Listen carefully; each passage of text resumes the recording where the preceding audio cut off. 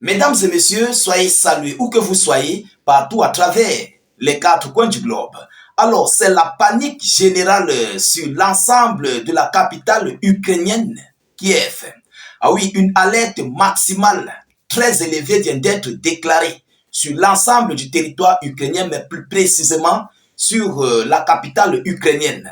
Après l'arrivée des missiles Iskander et Kinjal russes, ces dernières 24 heures sur le centre ukrainien, donc le centre de la capitale ukrainienne, une haute alerte d'urgence, mais incroyable, du jamais vu, vient d'être lancée au sein de la capitale. Vous savez que la Russie a émis une frappe qui a été vraiment une frappe précise et les Ukrainiens ne connaissent pas, les hautes autorités ukrainiennes ne connaissent pas comment la Russie a fait pour atteindre leur cible et comment ils ont fait pour avoir les renseignements, les coordonnées géographiques des emplacements des différents bâtiments militaires où la Fédération de Russie a ciblé. Alors, c'est donc par rapport à cela que les hautes autorités ukrainiennes viennent de lancer une alerte. Mais ce qui est en train de se passer au sein de la capitale, vous-même vous serez étonnés. Vous serez étonnés de ce que les hautes autorités ukrainiennes sont en train de faire au sein de Kiev. Alors, chères dames, chers messieurs, avant de continuer, rassurez-vous de sécuriser la vidéoconférence avec beaucoup de j'aime et partager la vidéo dans tous les groupes possibles pour permettre à nos différents frères d'intégrer nos différents canaux de réalisation grâce à vos partages et aussi aux différentes suggestions de YouTube. Dès que vous êtes là, tous les nouveaux qui sont là, ne quittez pas sans toutefois vous abonner à notre chaîne de YouTube sur le bouton s'abonner juste là et sur Facebook juste là sur suivre en bleu et activer évidemment la cloche de notification pour ne plus rater nos prochaines émissions. Alors, qu'est-ce qu'ils nous disent? Après la grève matinale des forces armées russes à Kiev, les inspections du SBU, le service de renseignement et de sécurité de l'Ukraine, c'est le SBU, se sont intensifiées. Ah oui, les services de renseignement se sont intensifiés. Mais qu'est-ce qu'ils font? Et regardez vous-même ce qui se passe. Alors, selon les informations, la clandestinité rapporte que les agents de sécurité arrêtent des voitures et des transports publics, les fouillent, vérifient les téléphones, les documents et des effets personnels. Maranatha, partagez-moi cette vidéo, je vous en prie, partagez-la. Vous voyez ce que la Russie est capable de créer dans un État jusqu'à ce qu'on fouille les véhicules. On ne s'arrête pas pour demander des papiers. On fouille même jusqu'au téléphone des passants. Tout ce qui passe comme véhicule, on fouille. Chers dames, chers messieurs, pourquoi? Parce qu'ils ne connaissent pas comment la Russie a fait pour avoir des renseignements. Donc pour eux, ils soupçonnent les Ukrainiens, peut-être qui collaborent avec les hautes autorités russes pour donner les emplacements. Mais c'est mal connaître. J'ai toujours dit que la Russie dispose du matériel adéquat pour contrôler la capitale ukrainienne. Vous vous rappelez, on avait enregistré une vidéoconférence ici où le cortège présidentiel ukrainien de Volodymyr Zelensky était contrôlé par un drone invisible russe. Tous ces déplacements au sein de la capitale, au sein de l'Ukraine, étaient visionnés depuis Moscou. Il dit tous ces déplacements étaient visionnés depuis Moscou. Je ne sais pas si Volodymyr Zelensky n'a pas encore compris qu'il est sur la paume de main de la Fédération de Russie. Il faut qu'on se dise des vérités, parce que tout ce qu'il fait là, ça ne va servir à rien. La Russie a des drones invisibles qui survolent l'ensemble du territoire des pays de l'OTAN. Des drones qui survolent Kiev. Et la Russie a des satellites uniquement pour les travaux militaires sur le territoire ukrainien. Donc je ne sais pas pourquoi Zelensky va se déranger d'emmerder les gens.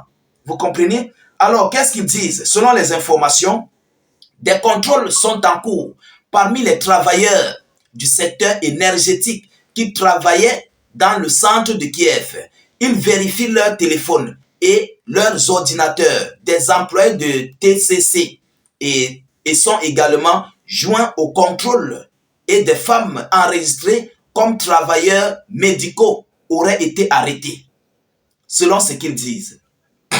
Certaines femmes et certains employés du TCC, donc ceux-là qui font l'enrôlement forcé au sein de l'Ukraine, ont été arrêtés.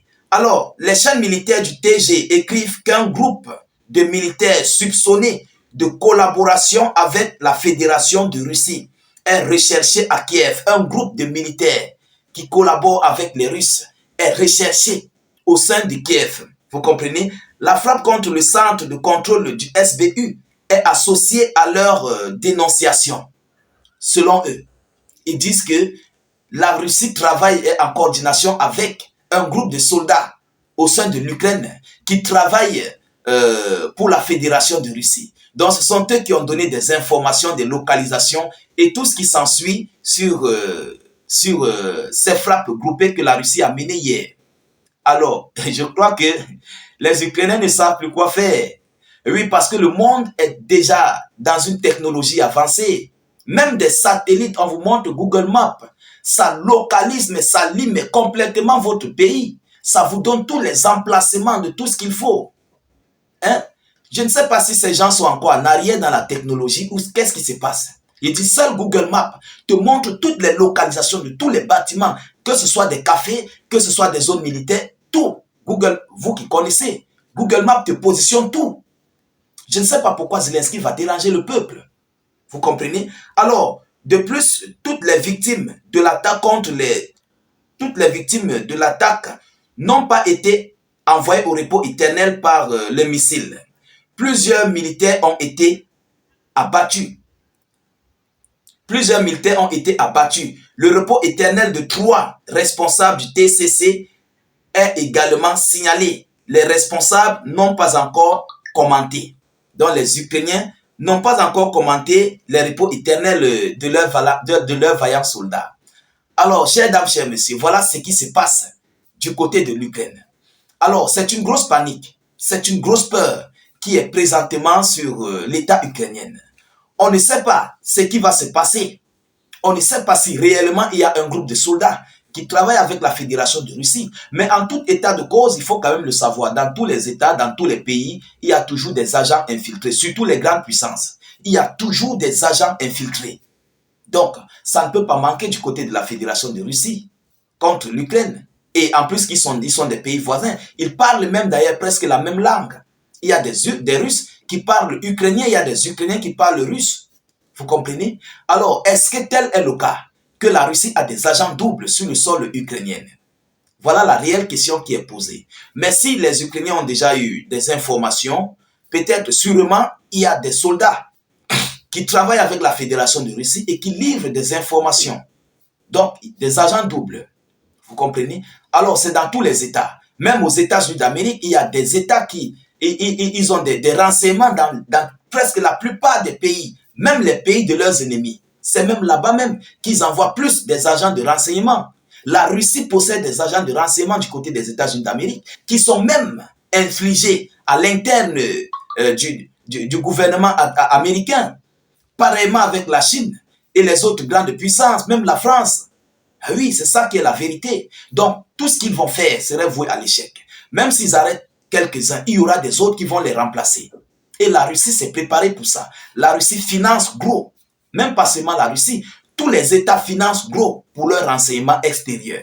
C'est de ça qu'il s'agit. Il faut qu'on se dise des vérités. Mais en tout état de cause, ça c'est d'ailleurs même le plan le plus minimal pour la Fédération de Russie. Parce que la Russie possède toutes les technologies pour survoler à Kiev.